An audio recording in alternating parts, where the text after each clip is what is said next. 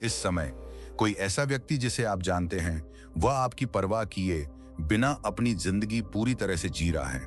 वे उस चीज के बारे में नहीं सोच रहे हैं जो आपने पिछले मंगलवार को कही थी, जिसने आपको रात्रि 0 बजे तक जगाए रखा। वे उस अजीब पल को बार बार नहीं दोहरा रहे हैं जो आपके साथ सबके सामने हुआ था। वे आपकी हर हरकत पर नजर नहीं रख रहे हैं, आपके फैसलों का विश्लेषण नहीं कर रहे हैं या आपकी असफलताओं पर अपनी नींद नहीं खो रहे हैं। कोई भी ऐसा नहीं कर रहा है। और मैं जानता हूं कि जब आप पहली बार वास्तव में इस बात को महसूस करेंगे तो यह थोड़ा चुभ सकता है, लेकिन अगर आप इस सच्चाई को पूरी तरह से स्वीकार कर लेते हैं, अगर आप इससे लड़ना बंद कर देते हैं और बस इसके साथ खुलकर सांस लेते हैं, तो उस असहजता के दूसरी तरफ कुछ असाधारण घटित होने लगता है। आप आजाद महसूस करने लगते हैं, क्योंकि जिस जेल में आप रह रहे थे वह कभी दूसरे लोगों द्वारा नहीं बनाई गई थी। यह आपके उस रूप द्वारा बनाई गई थी जो यह मानता था कि दूसरे लोग आपके जेलर बनने के लिए पर्याप्त परवाह करते हैं। स्टोइक नीतिमाला में आपका स्वागत है, और आज हम प्राचीन स्टोइक दर्शन द्वारा अब तक प्रस्तुत की गई सबसे मुक्तिदायक, सबसे गलत समझी गई और सबसे आवश्यक सच्चाइयों में से एक की गहराई में जा रहे हैं। आपकी परवाह कोई नहीं करता, और यह ब्रह्मांड द्वारा आपको दिया गया अब तक का सबसे बड़ा उपहार है। अब इससे पहले कि हम आगे बढ़ें, यदि आप यहाँ पहली बार आए हैं या भले ही आप कुछ समय से इस चैनल से जुड़े हुए हैं, तो अभी मुझ पर एक एहसान करें और उस लाइक बटन को दबाएं। चैनल को सब्सक्राइब करें और नोटिफिकेशन बेल चालू करें ताकि आप कभी कोई वीडियो मिस न करें, क्योंकि हम यहाँ कुछ गंभीर निर्माण कर रहे हैं। हम उन लोगों का एक समुदाय बना रहे हैं जिन्होंने खुद को चुना, जिन्होंने अनुशासन को चुना, जिन्होंने विकास को चुना।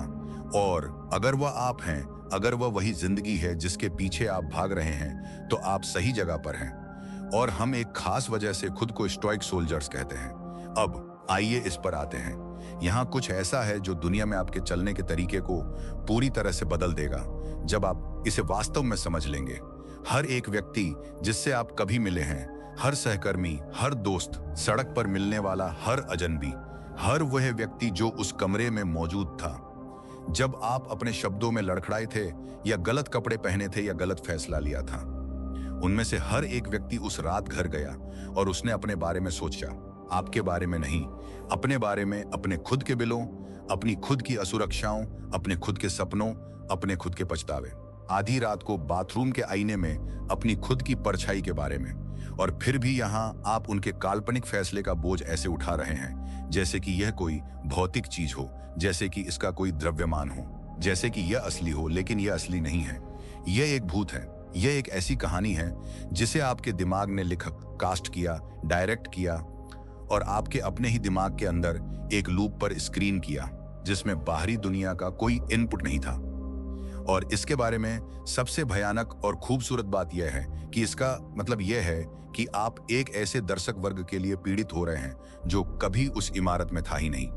पिछली बार जब आप वास्तव में शर्मिंदा हुए थे, उसके बारे में सोचें। वास्तव में एक सेकंड के लिए वहीं वापस जाएं, उसकी गर्मी को महसूस करें। वह पल जब आपका चेहरा लाल हो गया था, आपका पेट बैठ गया था और आपका दिमाग तुरंत नुकसान को संभालने में लग गया था। कमरा खंगालने लगा था, चेहरे पड़ने लगा था, यह गणना करने लगा था कि यह कितना बुरा लग रहा था और किसने देखा और वे आपके बारे में क्या सोच रहे होंगे। अब आपने शायद उस पल को दिनों, शायद हफ्तों तक बार बार दोहराया होगा। शायद यह अभी भी कभी कभी रात में आपके पास आता है जब सब कुछ शांत होता है और आपका दिमाग यह तय करता है कि अभी रात के दूं। जो बजे का समय 22 साल की उम्र से लेकर अब तक की गई हर शर्मनाक चीज को दोबारा देखने का सबसे सही समय है। लेकिन यहाँ वह सवाल है जिसे उस पल में पूछने के लिए कोई भी कभी नहीं रुकता। क्या उन लोगों में से किसी ने वास्तव में इसके बारे में सोचना जारी रखा जैसा आपने किया था? क्या वे घर गए और किसी को फोन करके बताया कि आपने क्या किया था? क्या उन्होंने इस पर अपनी नींद खोई? क्या उन्होंने इसे उस तरह दोहराया जैसे आपने किया था? लगभग निश्चित रूप से नहीं, क्योंकि वे अपने खुद के दिमाग में अपने खुद के शर्मनाक पलों को दोहराने में बहुत व्यस्त थे। अपने द्वारा कही गई या की गई हर अजीब चीज की अपनी निजी डरावनी रील चला रहे थे। अपने खुद के आंतरिक संसार में पूरी तरह से खोए हुए थे, ठीक वैसे ही जैसे आप अपने संसार में खोए हुए थे। यह मानव स्वभाव का कोई निराशावादी दृष्टिकोण नहीं है। यह वास्तव में एक गहरा करुणामय दृष्टिकोण है। इसका मतलब है कि हम सभी अपने ब्रह्मांड में अपने सूर्य की परिक्रमा कर रहे हैं, और यह विचार कि किसी और का गुरुत्वाकर्षण इतना मजबूत है कि हमें हमारी कक्षा से स्थायी रूप से बाहर खींच ले। चीजें इस तरह से काम नहीं करती हैं। प्राचीन स्टोइक मानव स्वभाव के बारे में कुछ ऐसा समझते थे जिसे आधुनिक मनोविज्ञान अगले 2000 वर्षों तक भी नहीं पकड़ पाएगा। वे समझते थे कि हम तार्किक प्राणी नहीं हैं जो कभी कभार चीजें महसूस करते हैं। हम महसूस करने वाले प्राणी हैं जो कभी कभार तर्क देते हैं, और उन भावनाओं में से एक जिसके हम सबसे ज्यादा आदी हैं वह है देखे जाने का एहसास, किसी और की कहानी में मुख्य किरदार होने का एहसास, दूसरों के लिए इतना गहरा महत्व रखने का एहसास कि हमारी हर हरकत पर नजर रखी जा रही है, आंका जा रहा है और चर्चा की जा रही है। मार्कस ऑरेलियस ने अपने मेडिटेशंस में लिखा था, और यह एक ऐसा व्यक्ति था जो उस समय सचमुच पूरी पृथ्वी पर सबसे शक्तिशाली और सबसे अधिक देखा जाने वाला इंसान था। उन्होंने लिखा कि उन्होंने उन लोगों की राय के प्रति उदासीन रहना सीख लिया था जिन्होंने राय देने का अधिकार नहीं कमाया था, और अगर रोम का सम्राट, एक ऐसा व्यक्ति जिसकी हर सांस राजनीतिक थी, जिसके हर फैसले ने साम्राज्यों को आकार दिया, सार्वजनिक राय की पकड़ को छोड़ने के लिए खुद को प्रशिक्षित कर सकता था, तो हम में से किसी के पास इसे पकड़े रहने का क्या बहाना है? क्योंकि यहाँ वो बात है जो आपको दूसरे लोगों की मंजूरी के बारे में कोई नहीं बताता। यह ना केवल खाली है, बल्कि यह खतरनाक है। यह खतरनाक है क्योंकि यह एक बदलता हुआ लक्ष्य है। लोग आज जिस चीज को मंजूरी देते हैं, कल वे उसी का न्याय करेंगे। जो भीड़ सोमवार को आपके लिए जयकार करती है, अगर हवा बदल जाए तो शुक्रवार तक वो आपके खिलाफ हो जाएगी। इतिहास उन लोगों के टूटे हुए जीवन से भरा पड़ा है जिन्होंने अपनी पूरी पहचान दूसरों की तालियों पर बनाई, और फिर जब तालियां रुक गई तो उनके पास अपना कुछ नहीं बचा। और तालियां हमेशा रुकती हैं, हमेशा। कोई भी हमेशा के लिए ताली नहीं बजाता। लेकिन प्राचीन स्टोइक इसे वही कहते थे जो यह है। वे इसे वैनिटी कहते थे। लंबे समय तक आईने में देखने के सही अर्थ में वैनिटी नहीं, बल्कि प्राचीन अर्थ में वैनिटी, लैटिन अर्थ में वैनिटास शब्द से, जिसका अर्थ है खालीपन, जिसका अर्थ है किसी ऐसी चीज के पीछे भागना जिसमें कोई वास्तविक सार न हो। क्योंकि दूसरों की मंजूरी वास्तव में यही है। जब आप इसके पीछे भाग रहे होते हैं तो ये बहुत बड़ी लगती है, यह पूरे आसमान जैसी लगती है। लेकिन जिस पल आप इसे पा लेते हैं, जिस पल कोई आपकी तरफ सिर हिलाकर कहता है बहुत बढ़िया, यह गायब हो जाती है। यह सेकंडों में चली जाती है और आप फिर से भूखे हो जाते हैं। सत्यापन की अगली खुराक के लिए पहले से ही कमरे को खंगाल रहे होते हैं। उस दर्शक वर्ग के लिए प्रदर्शन कर रहे होते हैं जो घंटों पहले घर जा चुका है। और यही वह चक्र है जिसे स्टोइसिज्म तोड़ना चाहता है। आपको कठोर बनाकर नहीं, आपको मानवीय संबंधों के प्रति उदासीन बनाकर नहीं, क्योंकि यह दर्शन बिल्कुल भी उस बारे में नहीं है, बल्कि आपके ध्यान को अनियंत्रित चीज से, जो कि दूसरे लोग क्या सोचते हैं, उस एकमात्र चीज पर केंद्रित करके जो हमेशा से वास्तव में आपकी रही है, यानी कि आप अपने बारे में क्या सोचते हैं। जब कोई नहीं देख रहा होता है तब आप क्या करते हैं? दूसरों की राय के बीच के सन्नाटे में आप क्या बन रहे हैं? क्योंकि वहीं आपकी वास्तविक जिंदगी घटित हो रही है, दूसरों की आंखों में नहीं, आपके अपने बनने के शांत, बिना चकाचौंध वाले गहरे व्यक्तिगत स्थान में। और जिस पल आप उन लोगों के लिए ऑडिशन देना बंद कर देते हैं जो कभी ऑडिशन ले ही नहीं रहे थे, सब कुछ बदल जाता है। जो ऊर्जा आप प्रदर्शन में लगा रहे थे वह प्रगति में लग जाती है। जो मानसिक स्थान आप दूसरों के काल्पनिक फैसले पर जला रहे थे वह आपको वापस मिल जाता है। और शायद बहुत लंबे समय में पहली बार आपको खुद से वे एकमात्र सवाल पूछने का मौका मिलता है जो वास्तव में मायने रखता है। यह नहीं कि वे मेरे बारे में क्या सोचते हैं, बल्कि यह कि मैं क्या बनना चुन रहा हूं। और मैं चाहता हूं कि आप अभी उस सवाल का जवाब दें, कल नहीं, वीडियो देखना खत्म करने के बाद नहीं, अभी नीचे कमेंट सेक्शन में ये शब्द लिखें, आई चूज मी। 3 शब्द। यही आपकी घुड़नही लक्ष्मण रेखा है। यही वह पल है जब आप भीड़ के लिए जीना बंद कर देते हैं और उस एकमात्र व्यक्ति के लिए जीना शुरू करते हैं जो हमेशा वहां रहने वाला था, आप। आइए 3 ऐसे पुरुषों के बारे में बात करते हैं जो पूरी तरह से अलग परिस्थितियों में रहे और फिर भी इस बारे में बिल्कुल एक निष्कर्ष पर पहुंचे कि एक अच्छा जीवन जीने का क्या अर्थ है। एक सम्राट, एक गुलाम और पूरे रोम में सबसे प्रसिद्ध लेखकों में से एक। Marcus Aurelius, Epictetus, Seneca, 3 men, 3 completely different lives, 1 philosophy। और जो धागा उन सभी को जोड़ता है वह ये है, एकमात्र जीवन जिसे चलाने के लिए आप योग्य हैं वह आपका अपना है। मार्कस ने अपने मेडिटेशंस प्रकाशन या तालियों के लिए नहीं बल्कि अपने लिए लिखे थे निजी नोट्स। पृथ्वी पर सबसे शक्तिशाली पद पर बैठा एक व्यक्ति हर एक दिन खुद को वापस केंद्र में लाने के लिए खुद से बात कर रहा है। उन्होंने लिखा, आपके जीवन की खुशी आपके विचारों की गुणवत्ता पर निर्भर करती है, आपकी प्रतिष्ठा पर नहीं, आपके बारे में दूसरे लोगों की राय पर नहीं, आपके विचारों पर, आपके आंतरिक संसार पर। फिर एपिक्टेट्स हैं जिनकी बुद्धिमानी किसी महल में पैदा नहीं हुई थी बल्कि जंजीरों में गढ़ी गई थी। उन्होंने सिखाया कि इस जीवन में चीजों की 2 श्रेणियां हैं, वे चीजें जो हमारे वश में हैं और वे चीजें जो हमारे वश में नहीं हैं। और स्टोइसिज्म का पूरा अभ्यास अंतर सीखने और दूसरी श्रेणी पर खुद को बर्बाद करना बंद करने का अनुशासन रखने में आता है। राय और इच्छा हमारे वश में है, प्रतिष्ठा और दूसरों की मंजूरी हमारे वश में नहीं है। एक व्यक्ति जो सचमुच किसी अन्य इंसान के स्वामित्व में था, उसने ये बात समझ ली और इसका उपयोग दर्ज इतिहास में सबसे आजाद दिमागों में से एक बनने के लिए किया। और सेनेका ने लिखा, जितना हो सके अपने आप में सिमट जाओ, दुनिया से भागना नहीं, अपने आप में वापस आना, अपने खुद के मूल्यों, अपने खुद के मान को, अपने खुद के आंतरिक जीवन में वापस आना, क्योंकि स्टोइसिज्म वहीं रहता है, अनुशासन के बड़े सार्वजनिक प्रदर्शनों में नहीं बल्कि बाहरी दुनिया के अराजकता के ऊपर अपने आंतरिक संसार को चुनने के शांत निजी दैनिक अभ्यास में। एक ऐसी घटना है जिसका मनोवैज्ञानिकों ने बड़े पैमाने पर अध्ययन किया है और जिसे स्टोइक दार्शनिकों ने शोध अस्तित्व में आने से हजारों साल पहले ही सहज रूप से पहचान लिया था। इसे स्पॉटलाइट इफेक्ट कहा जाता है। यह गहरा विश्वास कि दूसरे लोग आप पर उससे कहीं अधिक ध्यान दे रहे हैं जितना है वे वास्तव में दे रहे हैं, कि एक अदृश्य स्पॉटलाइट है जो आपके द्वारा आपका पीछा रखे जाने वाले आपकी कमियों को उजागर कर रही है और आपकी असुरक्षाओं को एक ऐसे दर्शक वर्ग के सामने प्रसारित कर रही है जो सक्रिय रूप से देख रहा है। और यह भ्रम अस्तित्व में मौजूद किसी भी अन्य एकल मनोवैज्ञानिक शक्ति की तुलना में अधिक अनजी जिंदगी, अधिक छोड़े गए सपनों, अधिक दबाए गए शब्दों और अधिक शांत रूप से निराश इंसानों के लिए जिम्मेदार है।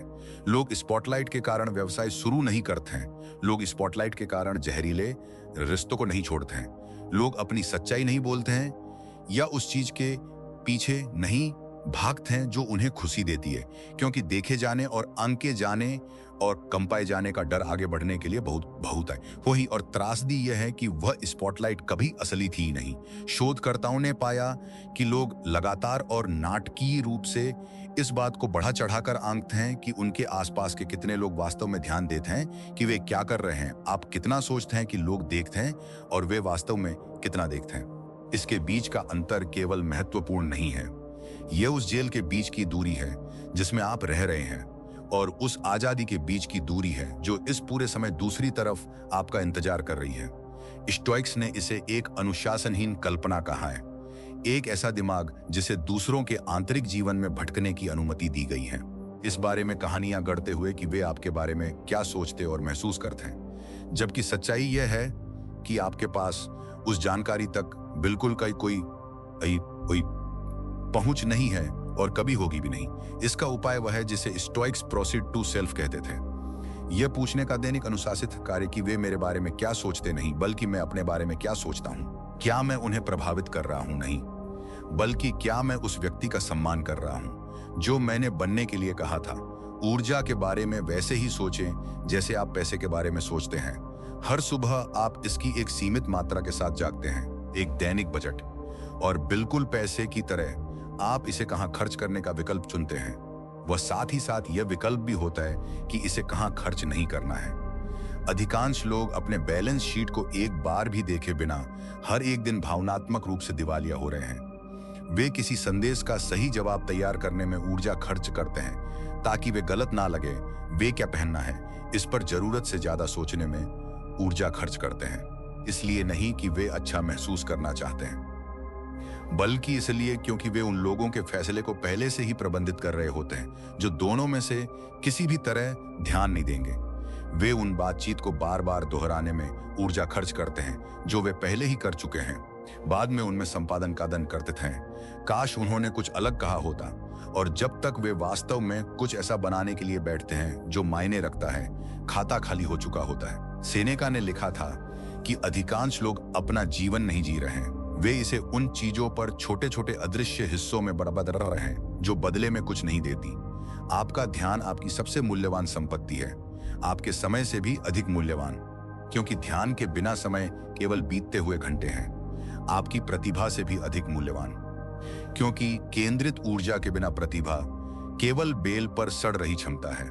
हर वह पल जो आप यह प्रबंधित करने में बिताते हैं कि दूसरे लोग आपके बारे में क्या सोचते हैं, वह एक ऐसा पल है जब आपका वास्तविक जीवन एक प्रतीक्षालय में बैठा होता है, धैर्यवान लेकिन सीमित, इस उम्मीद में कि आप अंततः इसके लिए सामने आएंगे। अपनी ऊर्जा को ऐसे खर्च करें जैसे यह मायने रखती हो, क्योंकि यह एकमात्र ऐसी मुद्रा है जो वह जीवन खरीदती है जो आप वास्तव में संचाते हैं। एक ऐसा शब्द है जो अधिकांश आधुनिक लोगों को गहराई से असहज करता है, सॉलिट्यूड। और एकांत वास्तव में क्या है और क्या नहीं है, इस बारे में व्यापक गलतफहमी ही प्रमुख कारणों में से एक है कि क्यों बहुत से लोग कभी अपने आप तक वापस जाने का रास्ता नहीं खोज पाते। अकेलापन और एकांत एक ही चीज नहीं है। अकेलापन अनैच्छिक है, यह देखे जाने की चाहत और न देखे जाने का दर्द है, लेकिन एकांत एक विकल्प है।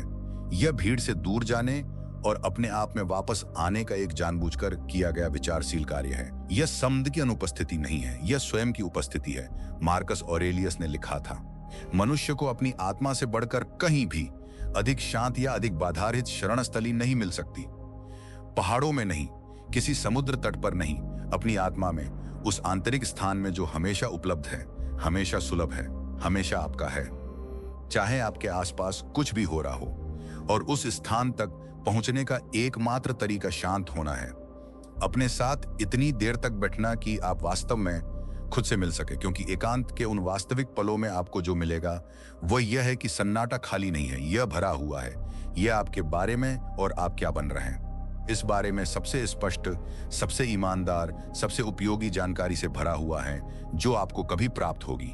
और आपका वह रूप जो उस सन्नाटे में मौजूद है, वह जो प्रदर्शन नहीं करता या लोगों को खुश करने की कोशिश नहीं करता या सिकुड़ता नहीं है या दिखावा नहीं करता, वही आपका सबसे वास्तविक रूप है। एक निश्चित प्रकार का विकास ऐसा होता है जो स्पॉटलाइट के नीचे नहीं हो सकता। एक निश्चित प्रकार का बनना जिसके लिए अंधेरे की आवश्यकता होती है, ठीक वैसे ही जैसे एक बीज को मिट्टी की आवश्यकता होती है। वह प्रकार जिसका कोई दर्शक नहीं होता, कोई ताली नहीं होती, कोई बाहरी पुष्टि नहीं होती कि ऐसा कुछ हो भी रहा है। जो चीजें आपके जीवन को सबसे गहराई से बदलेंगी, वे लगभग कभी भी सार्वजनिक रूप से नहीं होती हैं। वे दुनिया के जागने से पहले सुबह 5-0 बजे के सन्नाटे में होती हैं। वे उस दिन आगे बढ़ते रहने के निर्णय में होती हैं जब छोड़ देना इतना आसान होता कि कोई भी आपको दोष नहीं देता। मार्कस ऑरेलियस मानव इतिहास के सबसे महान नेताओं में से एक अपनी छवि के कारण नहीं बने जो उन्होंने प्रदर्शित की थी। वे दशकों के निजी, बिना चकाचौंध वाले, गहरे व्यक्तिगत आंतरिक कार्य के माध्यम से वह बने जो वे थे, जिसे उनके आसपास के अधिकांश लोगों ने कभी नहीं देखा। उनके मेडिटेशंस एक निजी आत्म मूल्यांकन थे। अंधेरे में खुद को जवाबदेह ठहराता हुआ एक व्यक्ति, और अंधेरे में खुद को बनाने का सार यही है, परिणाम देखने से पहले प्रक्रिया के प्रति प्रतिबद्ध होना, काम के समझ में आने से पहले काम करना, उस व्यक्ति के साक्ष्य किसी को भी जिसमें आप खुद भी शामिल हैं, दिखाई देने से पहले वह व्यक्ति बनना। एपिक्टेटस ने कहा था कि पहले खुद से कहें कि आप क्या होंगे और फिर वो करें जो आपको करना है। बातचीत अंदर से शुरू होता है, निर्णय अंदर से शुरू होता है, और जिन लोगों ने अपना जीवन बदला वे हैं जिन्होंने बिना तालियों के काम करना सीखा, जो बिना दर्शकों के बढ़े, जिन्होंने समझा कि उनके जीवन का सबसे महत्वपूर्ण प्रदर्शन वह था जो हर एक दिन बिना किसी के देखे और सब कुछ दांव पर लगाकर निजी तौर पर हो रहा था। हमें उस दुनिया के बारे में एक ईमानदार बातचीत करने की जरूरत है जिसमें आप वास्तव में रह रहे हैं। सबसे तेज, सबसे लगातार उत्तेजित करने वाला, सबसे आक्रामक रूप से ध्यान खींचने वाला वातावरण जिसके अंदर किसी भी इंसान ने कभी खुद को बनाने की कोशिश की है। और आपके ध्यान के लिए प्रतिस्पर्धा करने वाली ताकतें निष्क्रिय नहीं हैं। वे विशेष रूप से इस तरह से इंजीनियर की गई हैं ताकि आपके लिए अपने विचारों के साथ अकेले रहना जितना संभव हो सके उतना कठिन हो जाए। एक औसत व्यक्ति दिन में 100 से अधिक बार अपना फोन उठाता है और लगभग हर बार ये या तो डोपामाइन का झटका देता है या चिंता बढ़ाता है। बहुत कम ही ये कुछ ऐसा देता है जिसे स्टोइक्स को वास्तव में उपयोगी मानेंगे। सेनेका भीड़ के खतरे के बारे में लिखा था, इस बारे में कि कैसे जनता के शोर, राय और ऊर्जा को सोखना आपको अशांत छोड़ देता है और आप पहले की तुलना में कम खुद रह जाते हैं। और आधुनिक दुनिया में भीड़ सिर्फ आपके आसपास के लोग नहीं हैं, यह आपकी जेब में है। यह पहली चीज है जिसे आप सुबह उठाते हैं और आखिरी चीज है जिसे आप सोने से पहले देखते हैं। लेकिन शोर केवल डिजिटल नहीं है, पारिवारिक अपेक्षाओं का शोर है, आपके विकास से असहज मित्रों का शोर है, उन सहकर्मियों का शोर है जो आपके फोकस को अहंकार समझ लेते हैं। स्टोइक दृष्टिकोण आपके संबंधों को खत्म करना नहीं है, बल्कि उसे बनाए रखना है, जिसे एपिक्टेट्स ने आपकी रूलिंग फैकल्टी कहा था, आपका आंतरिक गवर्नर, आपका वह हिस्सा जो केवल प्रतिक्रिया करने के बजाय यह चुनता है कि कैसे जवाब देना है। आप शोर को बिना शोर बने सुन सकते हैं, आप लोगों से प्यार कर सकते हैं और बातचीत खत्म होने पर फिर भी अपने आप में वापस आ सकते हैं। अपने दिन में सन्नाटे के द्वीप बनाएं, फोन नीचे रखें, उस चीज से दूरी बनाएं जो लगातार आपको छोटा महसूस कराती है, और अपने खुद के मूल्यों में इतने जड़े हुए बन जाएं कि शोर बिना आपको हिलाए आपके अंदर से गुजरा जाए। हमने दूसरे लोगों की राय की पकड़ को छोड़ने के बारे में बात की है। हमने अंधेरे में अपनी ऊर्जा, अपने एकांत, अपने विकास को वापस पाने के बारे में बात की है। लेकिन एक और हिस्सा है जिसे स्टोइक्स सबसे उच्च और सबसे कठिन अनुशासन मानते थे। जब आप मान्यता के लिए बाहर देखना बंद कर देते हैं, जब आप अंततः भीड़ से अपनी आंखें हटा लेते हैं, तो देखने के लिए केवल एक ही जगह बचती है, आपके अंदर का आईना। वह जो आपकी प्रतिष्ठा को नहीं बल्कि आपके चरित्र को दर्शाता है, आपकी छवि को नहीं बल्कि आपकी सत्यनिष्ठा को। और उस आईने के सामने बिना झिझके खड़े होना, बिना तर्क दिए आप जो हैं और आपने जो बनने के लिए कहा था उसके बीच के अंतर के लिए दुनिया को दोष दिए बिना, यह सबसे साहसी काम है जो एक इंसान कर सकता है। सेनेका ने कहा था, ऐसा नहीं है कि जांचा गया जीवन जीने योग्य है, बात यह है कि बिना जांचा गया जीवन जीना ही नहीं है। मार्कस ऑरेलियस एक रात्रिकालीन जांच का अभ्यास करते थे जो नींद की तरह ही अपरिहार्य थी। आराम करने से पहले आप दिन की समीक्षा करते हैं, मैं अपने खुद के मानक से कहां चूक गया, जहां मुझे जवाब देना चाहिए था वहां मैंने कहां प्रतिक्रिया दी, और फिर कल मैं क्या अलग करूंगा, सजा के रूप में नहीं, अभ्यास के रूप में। क्योंकि सच्ची आत्म जवाबदेही खुद पर सख्त होने के बारे में नहीं है, ये एक अच्छे कोच की स्पष्ट विश्लेषणात्मक नजर से अपने खुद के व्यवहार को देखने की क्षमता है, न्याय करने के लिए नहीं, सीखने के लिए, निंदा करने के लिए नहीं, सुधारने के लिए। और जब आप इसे अपना प्राथमिक संबंध बना लेते हैं, जब आप अपनी सत्यनिष्ठा के साथ संबंध को सबसे महत्वपूर्ण संबंध बना लेते हैं जिसे आप बनाए रख रहे हैं, तो बाहरी मान्यता की आवश्यकता चुपचाप घुलने लगती है। आप मंजूरी से अधिक स्थायी कुछ पाते हैं, आप आत्मसम्मान पाते हैं, और आत्मसम्मान कोई भावना नहीं है, यह एक अभ्यास है। यह वह है जिसे आप जो आपने करने के लिए कहा था उसे करने के निरंतर कार्य के माध्यम से बनाते हैं। वह शांत, निजी, अडिग आत्मसम्मान आपको मिली हर तालियों के दौर से कहीं अधिक मूल्यवान है।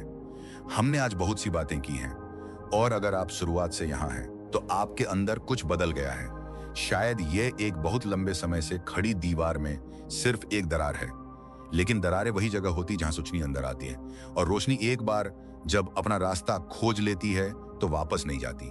मुझे उम्मीद है कि आज आपके अंदर जो क्रांतिकारी, मुक्तिदायक सच्चाई आई है वह यह है कि कोई भी आपके बारे में उस तरह परवाह नहीं करता जैसा दूसरों की राय की जेल हमेशा अंदर से खुली थी।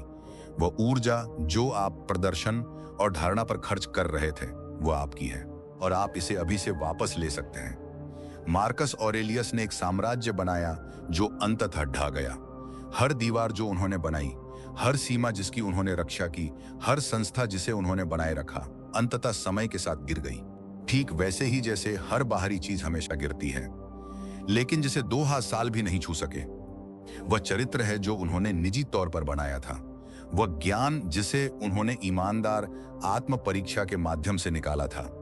आंतरिक कार्य यही उत्पन्न करता है, न केवल एक बेहतर दिन या एक बेहतर साल, बल्कि चरित्र की एक ऐसी विरासत जिसे समय भी नष्ट नहीं कर सकता।